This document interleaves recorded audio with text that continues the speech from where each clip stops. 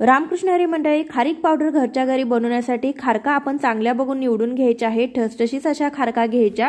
त्यानंतर या खारकाच्या आहेत तर त्या उन्हामध्ये 2 तास वाळवून घ्यायच्या। त्यानंतर कापडी पिशवीमध्ये भरून खलबत्त्याच्या किंवा वरवंट्याच्या मदतीने 15 ते 20 मिनिट अशा प्रकारे चेचून घ्या। त्यामधल्या ज्या खारका आहेत तर त्या जवळपास फुटल्या जातात। जर ऊन नसेल तर काय करायचं, कमी गॅसवरती कढईमध्ये आपण या खारका घालायच्या आहेत। त्यानंतर थोडंसं तूप त्यामध्ये घालायचं। 2 ते 3 मिनिटे ह्या खारकाच्या आहेत तर त्या गरम करून घ्यायच्या। अशाने देखील खारका कडक होतात।